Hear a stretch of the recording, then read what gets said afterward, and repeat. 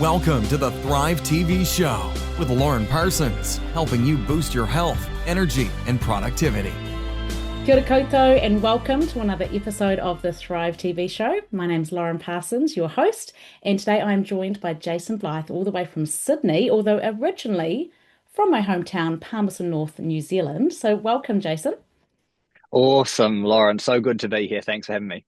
Yeah, well, maybe not originally, but I know part of your journey in life, your teenage years, was spent in Palmerston North. So, Jason has this heart of gold, and I got to meet him recently, and I am super excited to share his story. It's a really confronting story, and to be honest, I haven't actually heard all of it myself. So, thank you so much, Jason, for taking this time. Thank you for the work you do in the world. I know that you are inspiring so many young people, so many parents. So, today, you get to share with our listeners, inspire them around the power of choice. So you're in for some good things today, team. We're going to talk about a new perspective on why we must experience pain and hardship in our lives, look at the hero's journey and how that actually speaks of a deeper mystery and what it means for you. And we'll unlock some keys to taking back the pen and writing the story that you desire. So before we dive into that, Jason, can I ask you some of my this and that questions? Yeah, let's go. Okay, so tell me, introvert or extrovert?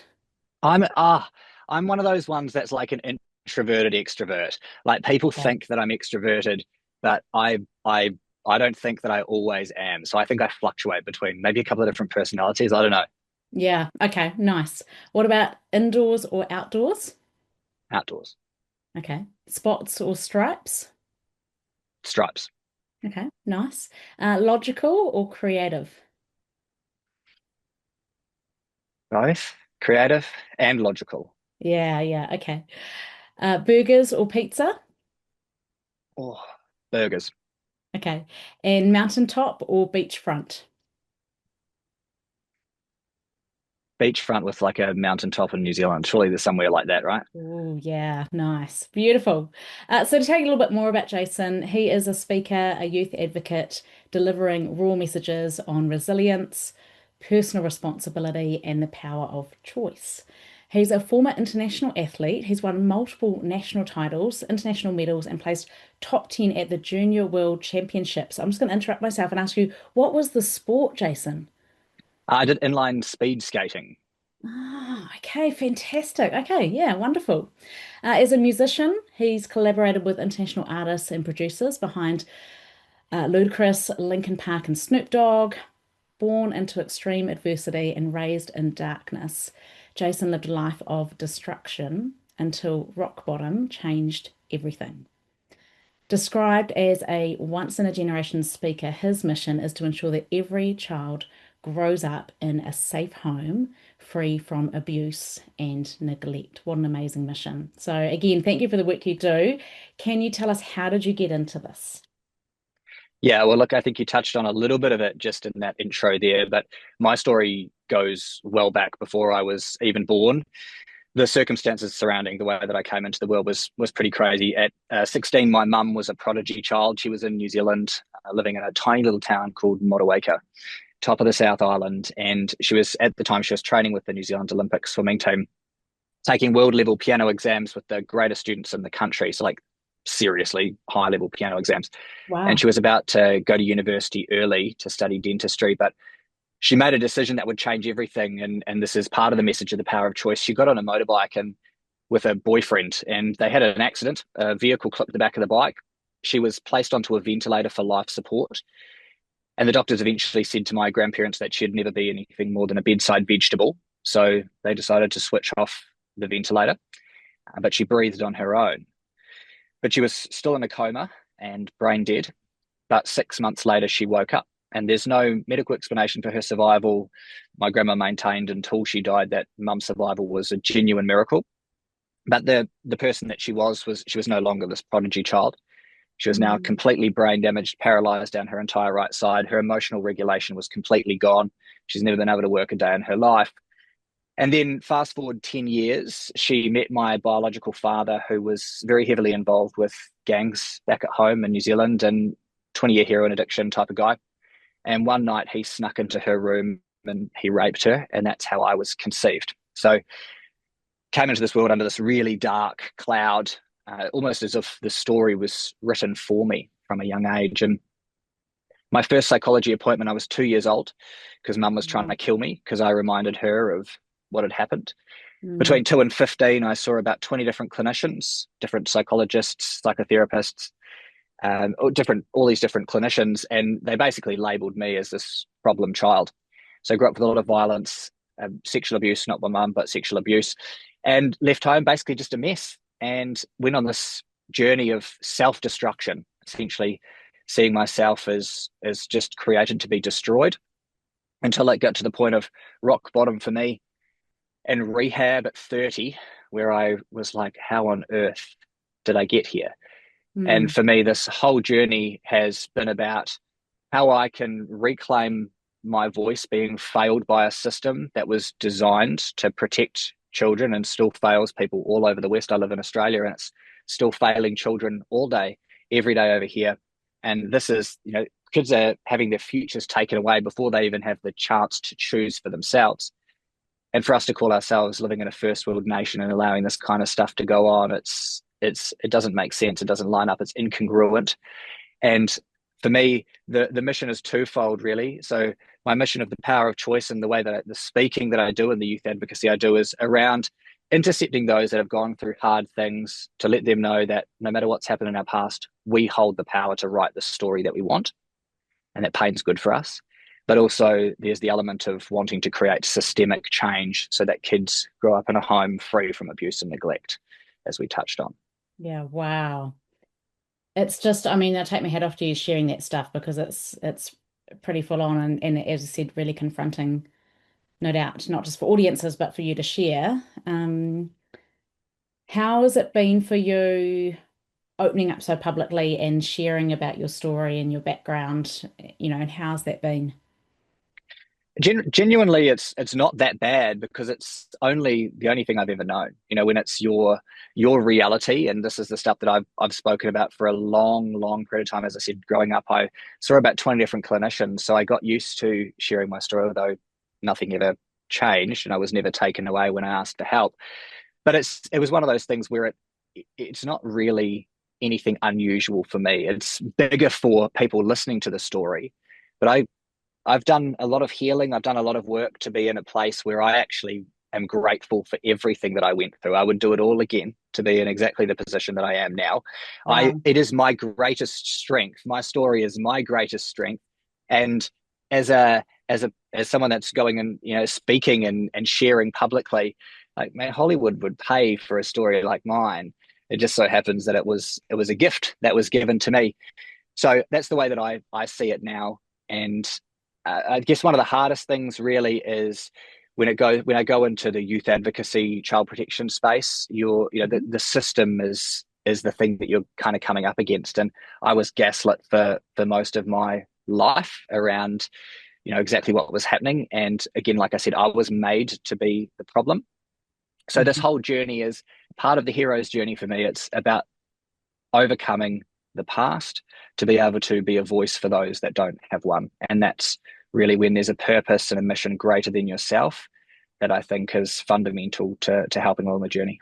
And I think that's so inspiring, to all of us, to everyone that's listening in, to hear the challenge that you've faced up to, and boy, to be able to say, hey, I wouldn't change it. It's a gift. All the things you've learned from that. Like these are things that we hold up as ideals. And, when we go through challenges, and some of the things that I speak around resilience, those are principles that they make logical sense, but they're not always easy to act out. So good on you. I can just tell the amount of work that you've done to be in this place where you literally are inspiring others and changing others' lives. And I can just imagine how much your heart breaks for things in the system that aren't good. I'm sure there are lots of great people in the system doing what they can, but the system is not keeping up.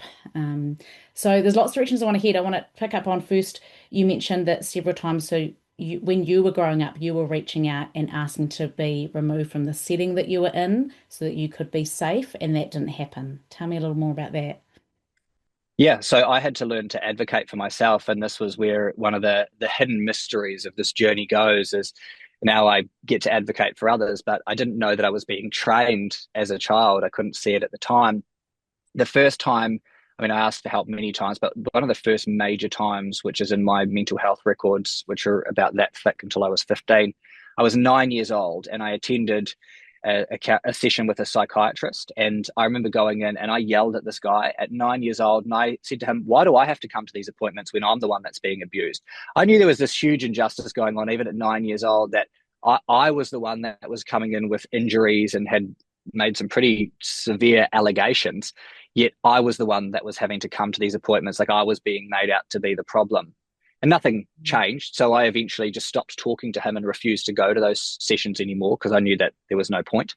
That was the first time that I like really raised my voice and advocated for myself. And the second was at 11. I went to a doctor's appointment with my mum, and in front of my mum with the doctor, I begged to be taken away because I was sick of being hurt at home. And the doctor wrote this report that ended up going to the police and obviously child protection because of the seriousness of the allegations. And he wrote in the report, I can't believe Jason's only 11 years old. He's presenting like a young man in the way that he has to speak. And this was it. I was forced to grow up far beyond my years. And again, so that was one of the biggest ones. Like an investigation was started. The police got involved. They were interviewing teachers at school, my grandma, who spent a lot of time helping to raise me as well. But eventually the case worker at the Child Protection Agency eventually left and the case was lost.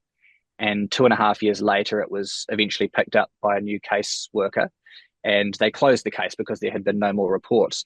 They just didn't know that in that time, that was the last time that I decided to ask for help because I'd been begging for help and nothing was coming. So it was safer for me just to say, everything's all good. Don't worry about it because the distrust that you develop in the system and the vulnerability that you place in other people to let you down at 11 years old was very real. So that was a big part of the failure. But yeah, those were a couple of big instances. And so again, we're just talking about this, and when I reflect back, this is not just days or weeks or months, this is years of your life. And yet now you talk about the fact that we need pain and that you're grateful for what you've learned. So that's pretty confronting, So for me and for everyone that's listening, and tell us more about why we need pain. How do we leverage that? What do you mean by that? So for me, what I've come to realize through my journey is that pain and hardship is a universal pattern. Like doing hard things is really where results come from. Like if you want a world level education, what does it take? Years of discipline and isolation, having to get up early to be able to study, to get to some phenomenal level in your education where you can hold that certificate that can command whatever job you're looking for. It's the same with international sport. As I said, when I went to the Junior World Championships, I was training at 16 years old, 14 times a week. A rest day was a 50K bike ride, and it was getting up early in palmy north, winter weather, raining, cold. It takes dedication and discipline just for a moment to stand on a world stage for maybe 60 seconds for a shot at glory. It's years of dedication. It's exactly the same if you want to be a world level musician or actor or whatever. The years of training, discipline to be able to move an audience to tears or goosebumps. Hardship and hard things are the pattern to producing serious results, but yet we all want an easy life. It doesn't match the pattern. And this is where the hero's journey comes in, is that in the hero's journey, the universal pattern through all of the greatest myths and religion and storytelling narratives of the silver screen of Hollywood all talk about people that are pulled out of this familiar world, taken through trials and tests to be able to develop and fortify the characteristics that it takes to required to go on to defeat the dragon that can kill them. And it's the lessons that we learn through the hardship that actually create, I think, our greatest gifts for humanity. And this is why I think genuinely that if we had a rewiring and a new perspective of just exactly the purpose of pain, because it is a universal pattern. It doesn't matter when you've been alive in the continuum of human history, male or female, rich or poor, Japanese, African or Aussie, we all experience pain. So whenever I see universal laws, I ask why. And there, I believe, is a good answer. And I was just going to ask you, for those that perhaps haven't heard of the hero's journey, the outline of it essentially is that there's a character and there's the status quo and life is going along and it's fine. And then there's some sort of challenge or problem. And typically, and what I've learned around the hero's journey is that usually there's some sort of guide that comes into their life. It's the Obi-Wan that comes in and helps them learn. It's the Yoda that helps them level up to the level that they need to be at to be able to get through. And then there's a new state, which is like this elevated state. And essentially, it's a bit like a corkscrew, and we can actually keep going through that. So the thing that comes to mind is if you're in a situation in a really dark place, in a really challenging situation, whatever it is, when there's not that guide that's there, what can people do? What do we do if there's no guide there? I don't know if there was a guide for you, but what are your thoughts on that? For me, there was always someone. It was whether it was a girlfriend, a coach. There was someone that always helped at just the right moment, and they weren't necessarily always in my life for a very long period of time. But for me, it's God, like, and that was something that came later. But there was always a way that was made for me to be able to get out. There was always just enough money. There was always just some kind of support to be able to help me get through whatever the situation was that I was going through. But to answer the question, I think that we all also have this real deep desire of hope inside us. Like when I was a little kid, even though I was going through some of the worst things through the most unimaginable things that I went through, there was this really still little inner voice in me that just told me to keep going because one day it would all make sense.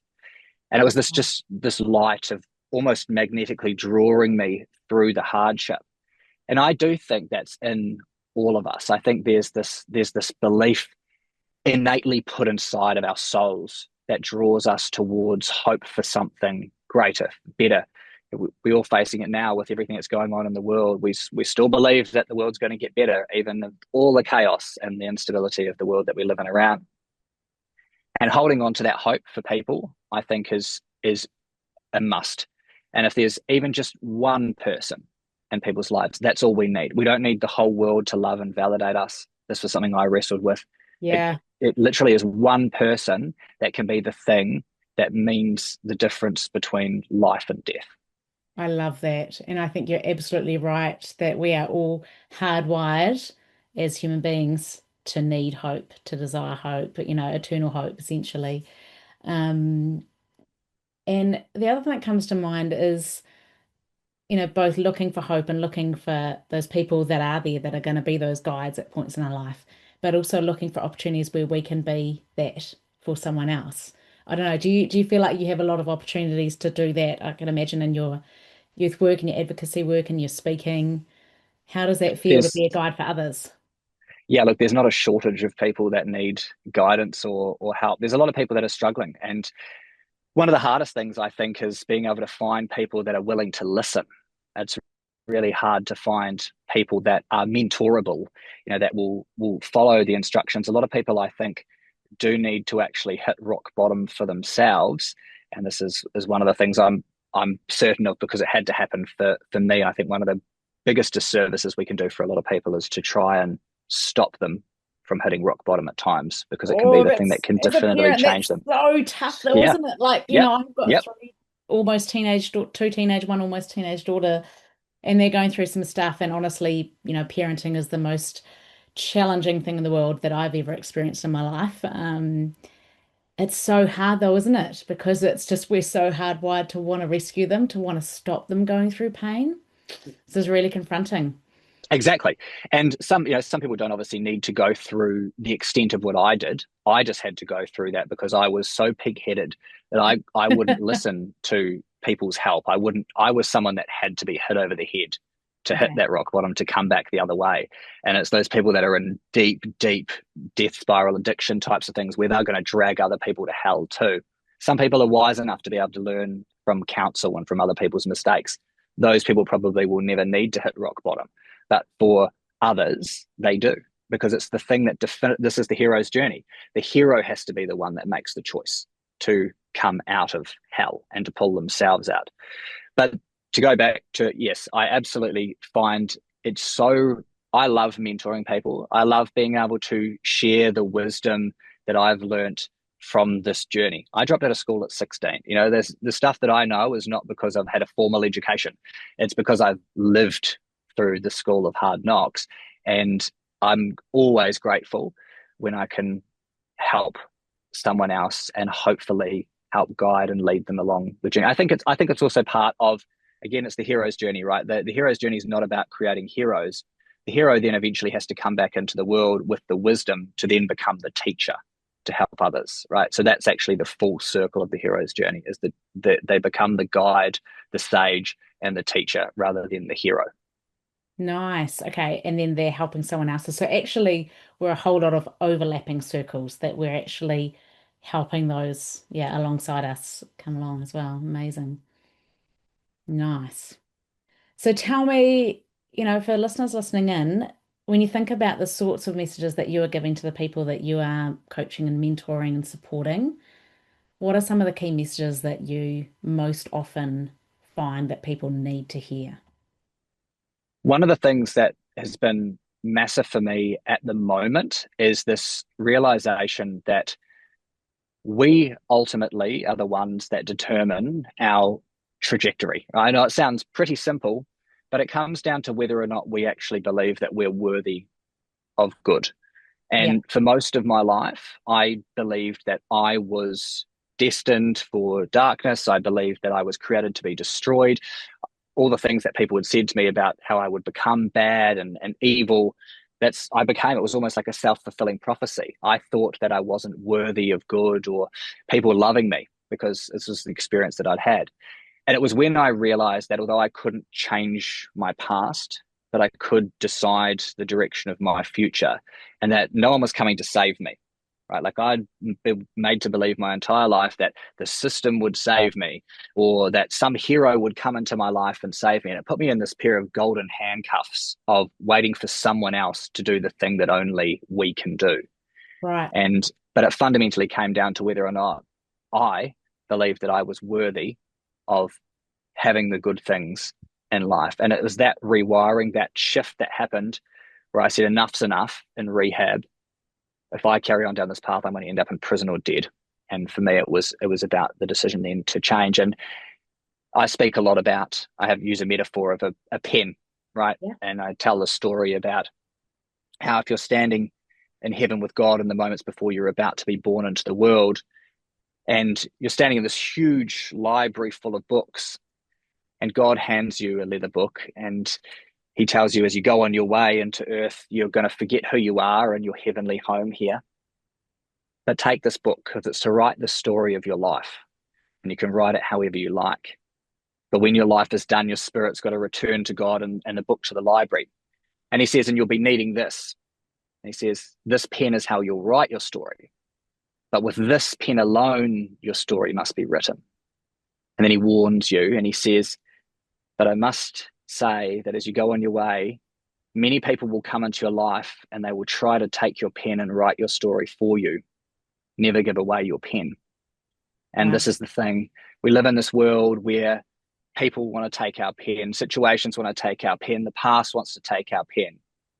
But regardless of anything that's happened in the past, we can grab this back at any point in time and author the future that we want. And that is totally within our power. And this is the power of choice. Yeah, I'm just almost in tears here, Jason. So powerful. And it's twofold. And again, it's me and my parenting brain. That's beautiful. And I love that so much. And it makes me think of, again, as a parent, my daughter and how she has her own book and she has her pen. Oh, and this means that I need to let her write it as well, which again, it's that same thing. It's so hard, isn't it, as a parent, to be able to walk alongside her and let her write it. And it reminds me that all that I can do as a parent, all that we can do as a husband, a wife, a leader, whatever role we're in, is to write our own story. I love this. I'm so thankful for this conversation because I'd heard of the concept of write your own story and I was like, yeah, yeah, yeah, yeah, that makes sense, of course. But hearing it from you like that, that is really powerful. And the idea that if someone takes that pen away, if someone starts misleading you onto goals that aren't really your goals, or, you go down rabbit holes. I love that idea that we can just take the pen back. It's a hard thing as we go on this journey because we so want to trust everyone and again the systems around us. but fundamentally, the path and the choices that we take all come down to the decisions that we decide to make. And again, it's people will often, and I've had this many, many times, people only come into your life for certain seasons. And it could be short, it could be a couple of years, it could be 10 years, and then they go. But holding that pen and being congruent to who we truly are and writing the story that is our story to write is, I think, the best example that we can leave for anyone else. It's the only legacy I think that we really can write, and hopefully it inspires other people to write their story too. Yeah, I love it. I was listening to another speaker recently on a podcast actually, and he was talking about, if you did pass away tomorrow and this was your last day, how would you feel about that looking back? And I thought, while life is not perfect, I'm not perfect for sure.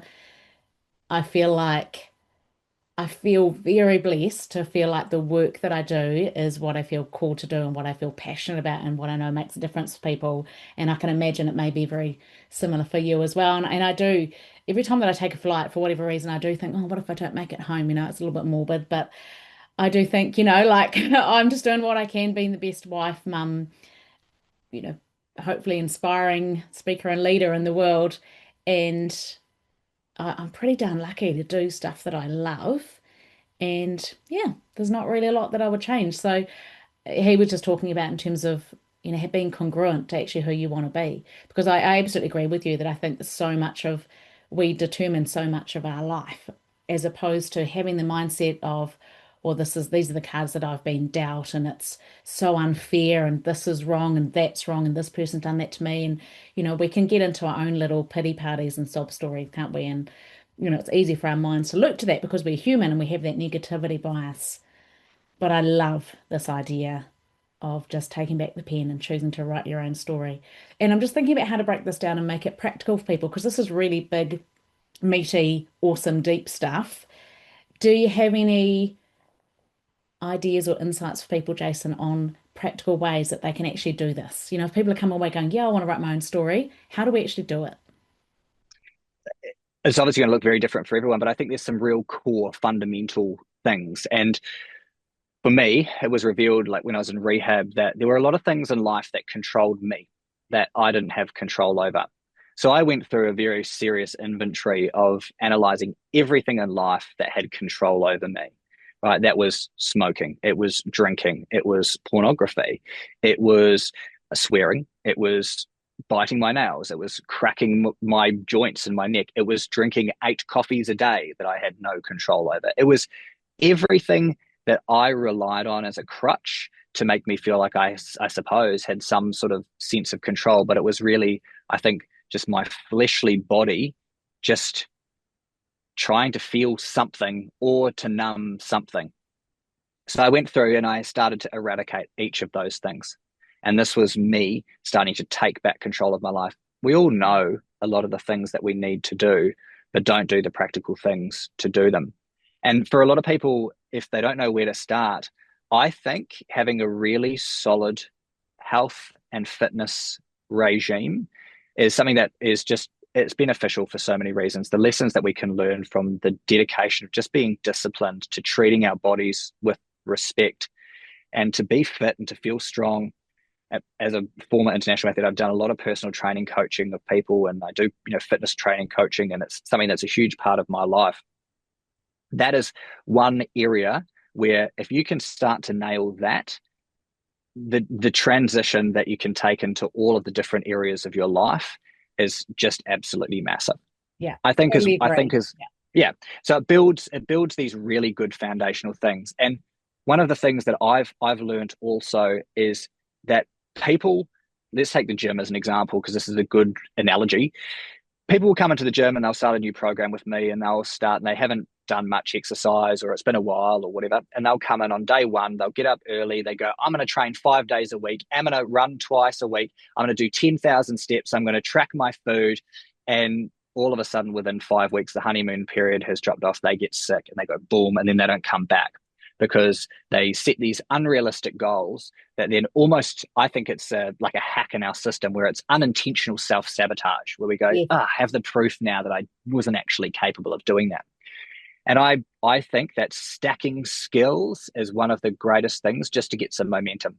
So start with going to the gym 3 or 4 times a week. Fine, get used to getting up early. You'll automatically start wanting to eat better. Then you can start tracking your food. Then you can add in the 10,000 steps. Then you can start the running and you build and build and build and build. And you learn from that process just what it takes to build skills. And you can also use the same to be able to dismantle bad habits. Just literally deal with today. For me, when I went to rehab and I was thinking about not drinking for the rest of my life, it seemed like an insurmountable task. But when I realized literally that I just didn't have to drink today, and all I had to do was not drink today. And then tomorrow, I literally just sat there and I just have to not drink today. And then all of a sudden, I'd done 3 weeks of no drinking, and the habit was broken. I did the same thing with smoking. I did the same thing with all these things. After 3 weeks, the habit was broken, the cravings were gone, and I'm not white knuckling it anymore. And that's how you break a habit. That's how you build a habit too. Literally, you were saying before, all we can do is our very best. And that's the truth. All we can do is our best with whatever capacity we have, with our sphere of influence, with our human power and our resources available to us. If you do that, God is not asking any more of you. Love it. And it so aligns with you. You may know that my background is in that physical health and well-being and personal training and group exercise as well. And I often share that when I went from the shy, unsporty kid to being up the front teaching aerobics, it just opened my eyes to just all of the positive ripple that flows on from looking after your physical well-being and how that flows through to your confidence, to how you interact with others, just so many things. So very passionate about that and very in agreement. And most of the work that I do essentially is just habit change, which is what you're talking about as well. Whether that's with leaders and organizations or for individuals, everything comes back to habit change. And so often it goes wrong when we try and do too much at Yeah. once. So yeah, no, really, really love those practical tips. So Jason, I know there's so much more to your story, and I know that again, I hope that people have an opportunity to see you speaking on stage. But can I invite you to just let people know if people wanted to get in touch with you or follow your work, where can they do that? Yeah, I'm on LinkedIn, all the socials really, LinkedIn, Instagram. Otherwise, jasonblyth.com is my website and you'll find most of my stuff there. Fantastic. Yeah, and you can find the link also in the show notes, which is always at thrivetvshow.com, of course. So as we wrap up, can I invite you, Jason, if there's just one final thing you want to share for those that are listening in today, what would that be? Our lives are ours to write. And by embracing and having a different relationship with the hard things in life, we have the freedom to be able to have better experiences, to also make peace with the past. Because I do think that all of our greatest gifts are hidden in those moments that we didn't think that we were going to get through. And those are then the things that can be used to help serve and heal humanity, which makes the perfect redemptive arc. For me, to be able to do something to change the world for kids because of the intense failure I experienced, that's the ultimate redemption. If I can do that, that makes absolute purpose for everything that I went through. And I think there's stuff in that for all of us. We all have, I think, one thing that we would love to change about the world. But most of us, I think we need a whole group to go and do it. We don't.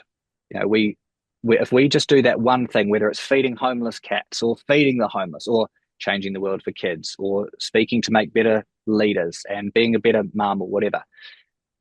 If we just do that one thing again within our sphere of influence and the power that we have in our day to day, this world would be a better place. If we all just did that one thing, the world would certainly be hugely better. Love it. And it's just such an encouragement for those of you that are listening in that you're going through tough stuff right now. It's such an encouragement to think, wow, the stuff that I'm going through right now is going to actually pay something forward for someone else. I think it's just, yeah, a brilliant way to look at it, to get perspective. I just am so, again, so in awe of you, the peace that you've made with the challenges from the past, the gratitude and the love that you have for the history that you have and the work you're doing now. So are you working a lot in schools and churches?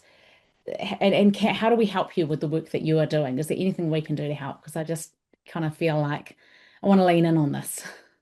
Yeah, look, I'm relatively broad in my audience spec. The power of choice is quite a universal message. So whether it's through corporates, obviously I'm passionate about going into speaking in more schools because it's intercepting youth early. I don't unfortunately think that a lot of the role models that our young people have are not great. And it's this kind of thing. I think there's a lot of confusion in the world now where young people, if we can intercept a generation of young people to grow up to be positive role models on the next and the next and the next, this is where I think ripples happen. But Yeah. a big thing for me, and this is the other side, this is that sort of more commercial part of the corporates and schools and that kind of thing.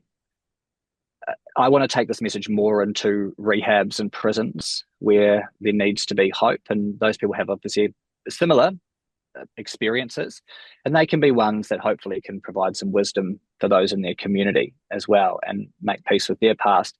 But for me, it's this systemic change. So if anyone has any, if they're interested in having a conversation or reaching out to me through, wherever, through social media or through LinkedIn or through my website about how that might be able to look, especially in the advocacy space, the youth advocacy space, to really fight for systemic change to protect our kids. That's my mission. That's the thing I believe that I'm here to do and to change, to be the guy that definitively doesn't just make some policy change, but creates a world where our kids are actually protected. Love it. Well, again, thank you so much for the work you're doing. Thank you for the encouragement today for all of us to pick up the pen, to write our own stories, to look for the hope, to find that hope and way forward. So thank you so much for your time, Jason. Thank you, honestly, for having me. It's been really lovely. Yeah. So thank you so much for tuning in. That's another episode of the Thrive TV show. Go out and thrive. Thank you for listening to the Thrive TV show with Lauren Parsons. Visit thrivetvshow.com to access the show notes and discover our fantastic bonus content. And be sure to subscribe so you don't miss the next inspiring episode.